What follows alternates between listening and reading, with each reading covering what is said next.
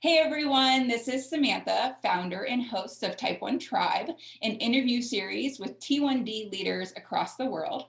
Our guest today is Lauren Bongiorno. She is the founder of Risely Health, a coaching program for people living with type 1 diabetes. We are so happy to have you here, Lauren. Thank you for joining us. Oh, thank you so much for having me on, Samantha. I'm so excited to be here. Good. So tell us a little bit about you, like where you're from, what you do at Risely. Yeah, absolutely. So I was diagnosed with type 1 diabetes when I was 7 years old, and I grew up in New York. I currently live on Long Island with my fiance. We're getting married later this year, finally. But yeah, so over the years, I mean, since I was seven, you obviously have a lot of experience. I'm probably 21, over 21 years living with type 1 diabetes. And the biggest thing that I noticed very quickly with my family was that the healthcare system isn't really set up to help people with type 1 diabetes not just live with it, but actually thrive with it and understand our body's patterns and understand the education of hormones and insulin sensitivity and exercise and workouts and all of those things that we really do need to understand and take ownership of to be able to operate your life with diabetes on a daily basis and not let it interfere with your career and your mood and your relationships and your energy and what you're passionate about and all of those things. And so I started health coaching 2015, and it was just me. And now we have a company, Risely Health, where we help people and families diagnosed with type 1 diabetes, all the way from freshly diagnosed to having diabetes for 30, 40 years to, parents helping them with their kids that have diabetes, really take ownership of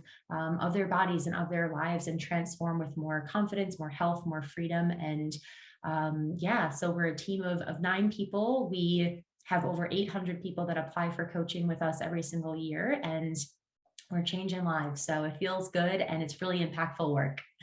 That's amazing. So is your background in like health, or what did you do before this? Yeah. So actually, ironically enough, when I was in college, I come from a family of attorneys. Like everybody's a lawyer. My dad has his law firm, my sister's a lawyer, like everyone. And I really wanted to go. I was on the pre-law track and I was applying to law school, and wanted to work on healthcare policy reform. And I wanted to lobby for healthcare change. And there came a point like my senior year of college where I had this aha moment where I was like, I don't want to spend so many years just like fighting against a system that maybe you'll see change, maybe you won't.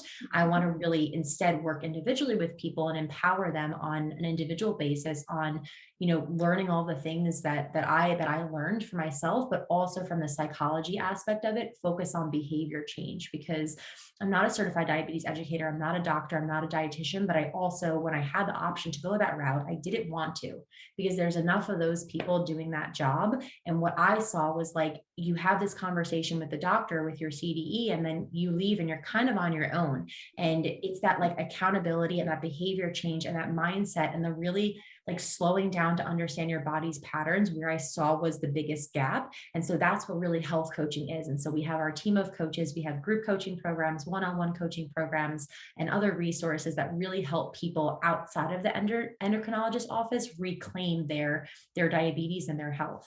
That's great. And while like we're all different, we all have different diabetes stories, it's all very similar too. So it's helpful to have those groups. Yeah, exactly. It's a lack of personalization. And, Mm.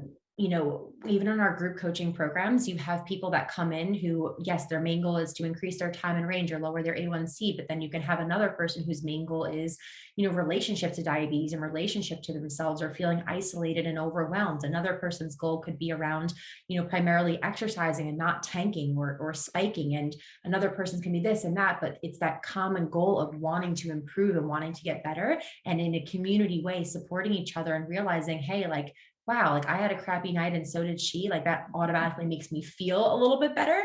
And yeah, it works. That's great. So you were diagnosed when you were 7. Do you Mhm. remember, because I know that was a long time ago, do you remember it Oh happening? yeah, What, do of you know course. where it came from? Like tell the maybe diagnosis story that you remember. Yeah, so I remember like the hot points. I remember it was the day after Halloween. So of Oh course my it's like you gosh. ate too much candy, like for life.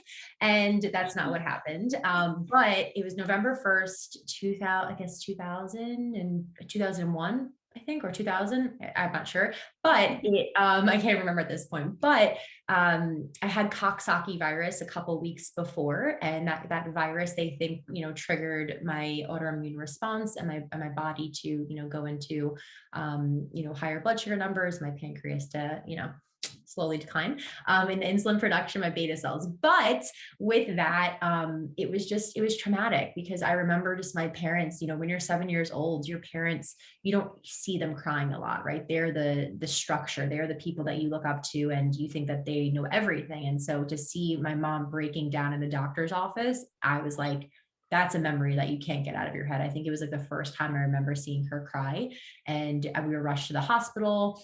And I stayed there for I think 5 nights or something. And my mom and my grandparents and my dad, and they all rotated sleeping on a cot next to me. And then I left the hospital and was off to the races. And from there, I remember coming home being like, can I have my Halloween candy now? And my mom and dad just looking at each other in the front seat of the car, being like, well, what do we think? What can we do? You can kind of see them conversing, being like, I want a Snickers. So yeah.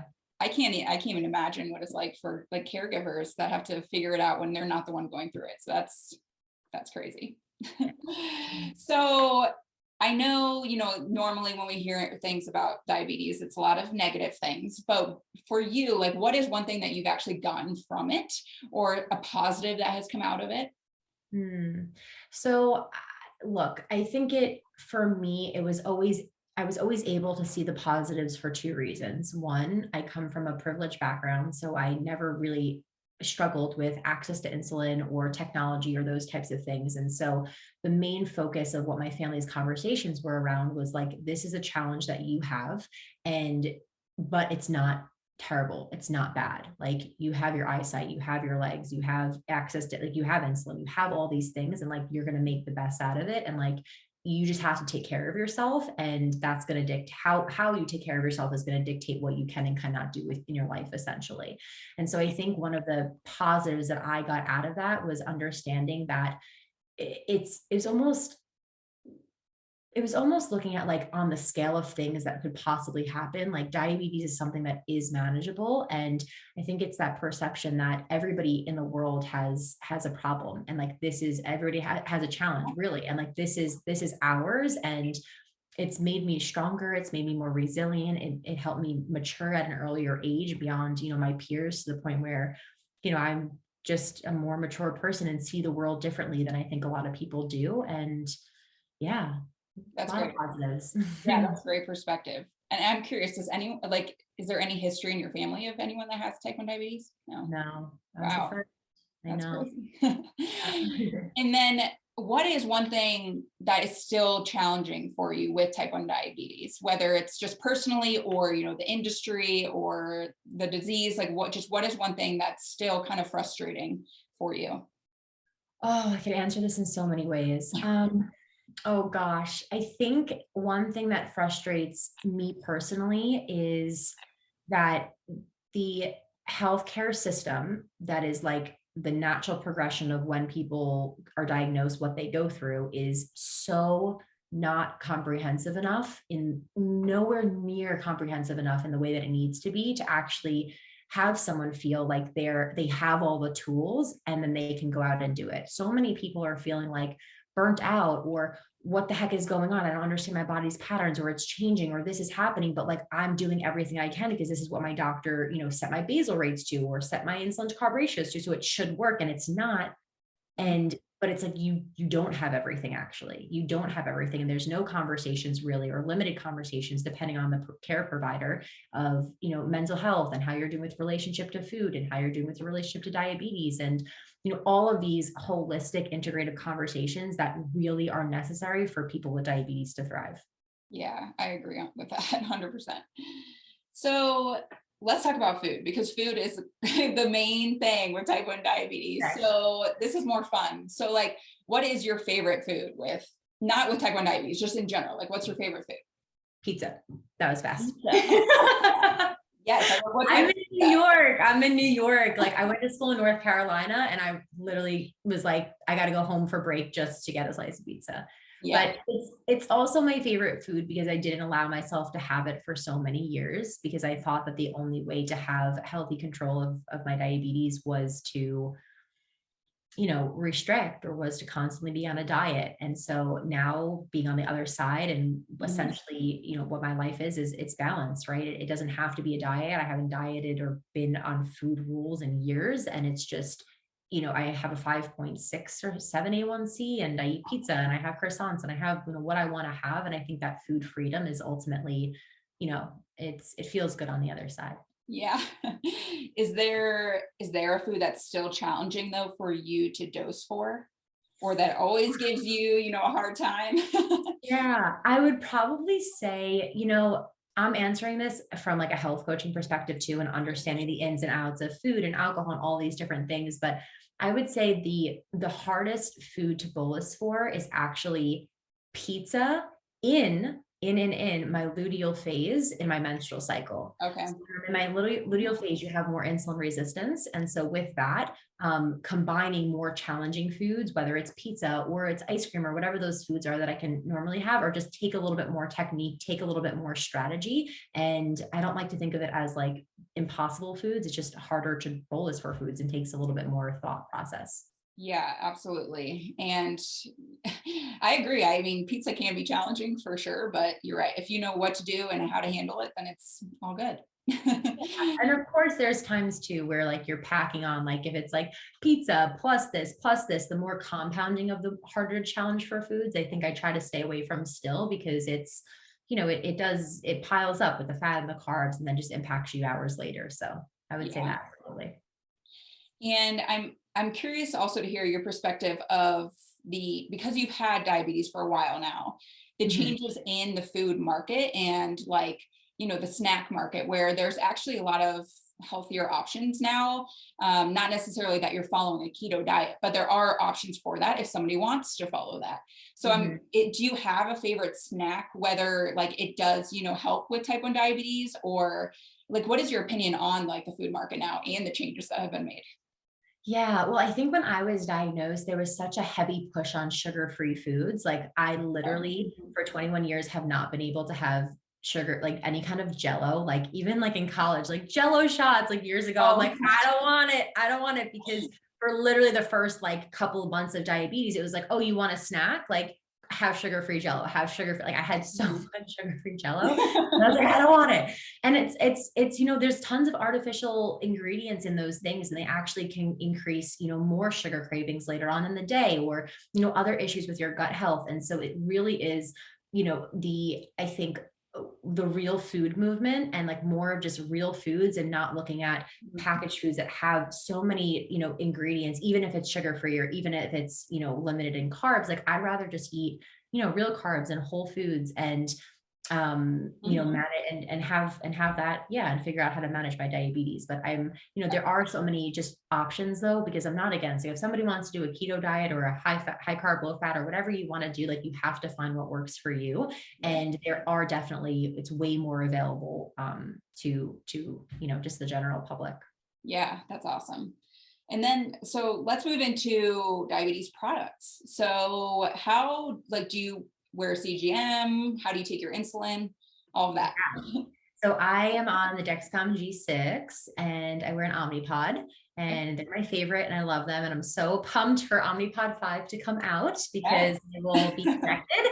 And sometimes I haven't taken one in a while, but I'll take a little pumpification and I'll go back on shots just to give my body a break. If I, Mhm.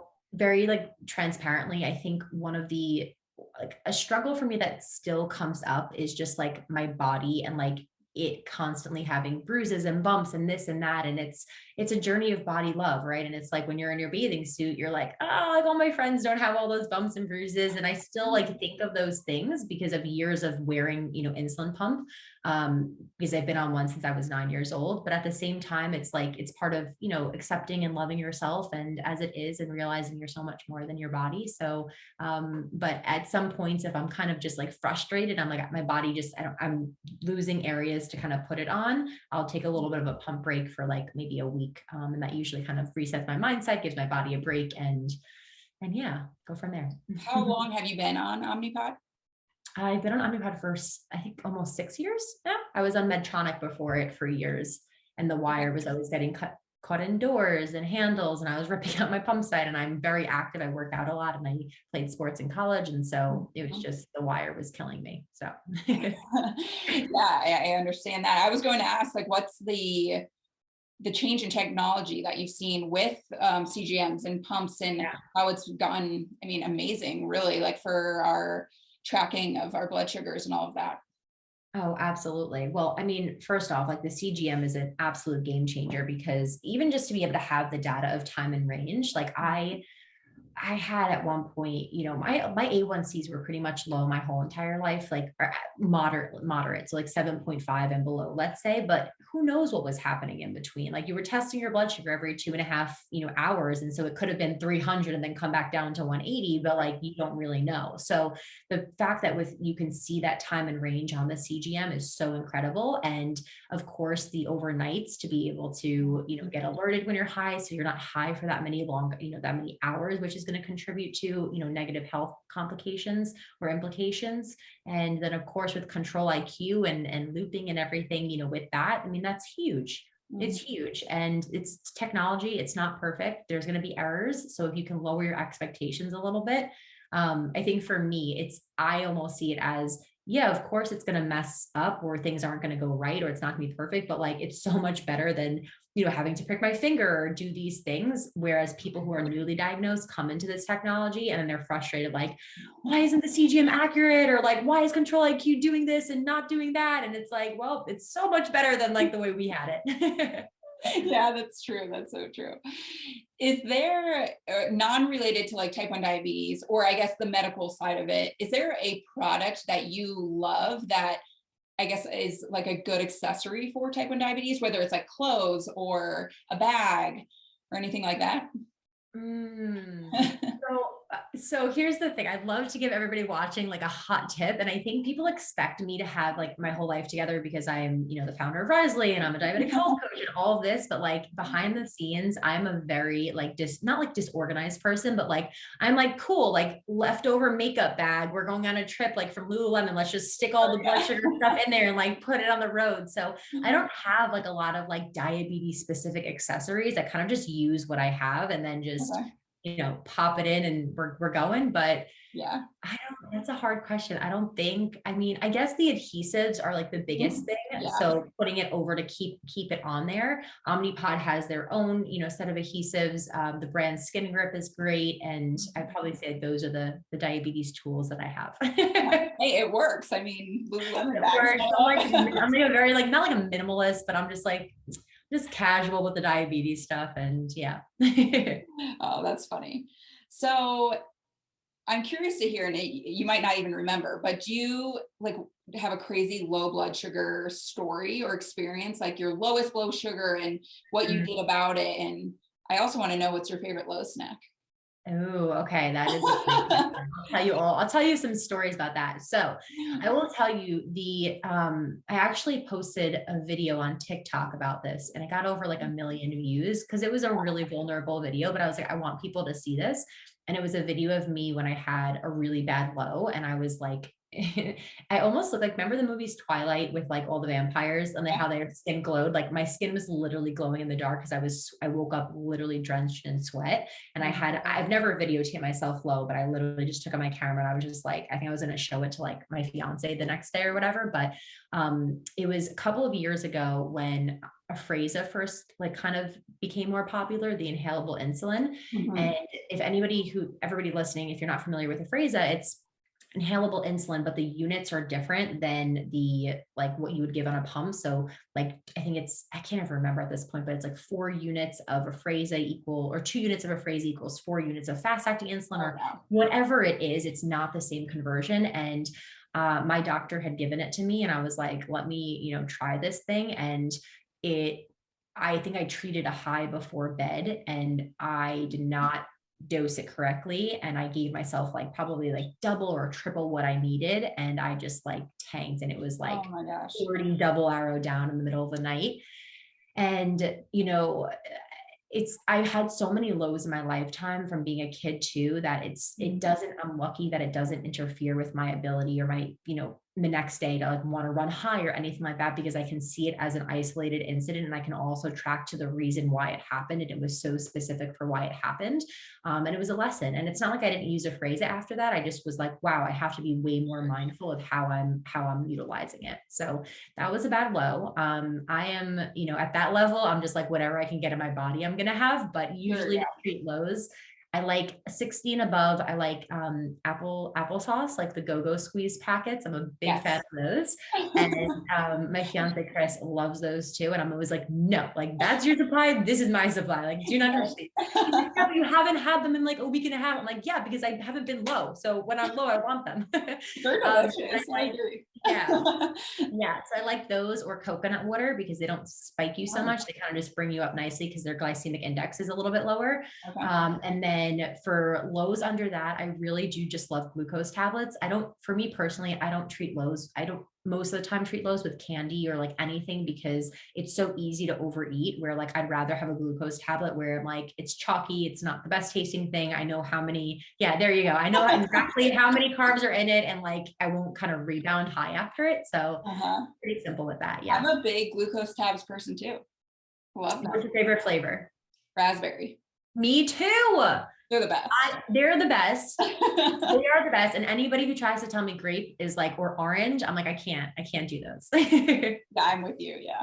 But I agree. I like them because it's just pretty steady. Like it doesn't spike you from anything, the fat or anything either. So that's good. Exactly. Mm-hmm. So, what advice would you give to someone who was just recently diagnosed, trying to learn it all? Not for, they didn't know much about diabetes before, and now they're just trying to take in this new diagnosis. I mean, I would love to have any person asking me that, like seriously come to me directly and ask me that, because it's going to be so specific to like what you're going through, where, some people are going to want to dive right in and become really obsessive over doing everything perfect. And so to that person, I would say, hey, it's never going to be perfect. Like, you have to reframe what this means for your life. And then you could have another person who maybe is like, I'm not going to let this stop me. I'm just going to maybe like not pay attention to it and whatnot. And to that person, I'll say, like, you have to integrate this into your life and not just keep it in the trunk. Like, you got to bring it closer to you, because this embracing of that is actually the vehicle that's going to get you to live your life in the most incredible way and do all the things that you want to do, but you have to take care of it. So I think, those are the two kind of advices that I would give to those extremes. But ultimately, universally, what I would say is that it might feel like everything you're losing so much, and let yourself grieve that, let yourself grieve the freedom to sit on a couch, at 10 p.m. and just eat a bunch of ice cream and popcorn because you had a breakup, and like that you can't do as easily anymore. Right. Or grieve the, freedom of just going for a run and not having to bring those snacks, like all of those things. It's okay to process and pay attention to them because they're valid, and it's not always going to feel that hard. It will get easier, but yeah, acknowledge your emotions and how you're feeling along the way. That's great. As someone who's been recently diagnosed within the year, I really appreciate that. And then the one question that I know there's a lot of like back and forth on about the future and there being a cure, because there's been articles out there about potential cures possibly and all of that. What is your viewership on that? Do you like to read those articles? Do you try to just stay away from it and live your diabetes life? Like what do you think about that? So, I mean, ever since I was diagnosed, the cure has been right around the corner. And I want to strongly believe that there's going to be a cure in our lifetime. And I think if it's going to be done, I put my money behind the Diabetes Research Institute Foundation. They're based in Miami, Florida, and they're 100% purely research based.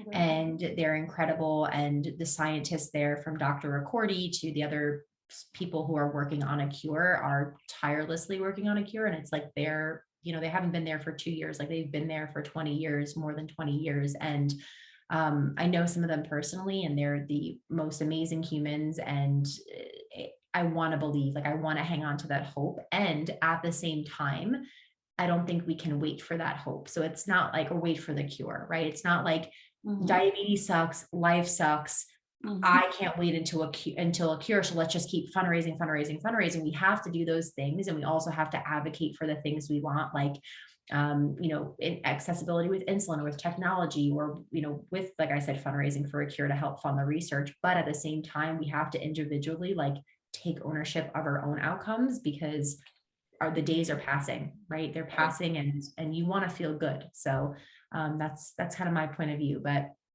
fingers Fingers crossed. crossed. Yeah. Amazing. Well, thank you so much for being here today, Lauren. How do people get in touch with you if they want to learn more about Risley? If they want to just learn more about you, how do they get in touch with you? Yeah. So if you came from here, if you listen to Samantha, go ahead and shoot me a DM on Instagram. It's my name with an underscore. So it's Lauren_Bongiorno. And then check out Risley Health, Risely Health on Instagram as well. Or you can go to the website, but you can pretty much like find all the links and everything. And if you can't, just shoot me a message. And you have a lot of options on Risley for different levels of people. I recently purchased your Cornerstone classes, so it's much appreciated Oh my gosh, that, awesome. yes. So thank you for all you do. And thanks again for being here. We really appreciate it. Of course. Thank you for having me. Yeah. Okay. Bye.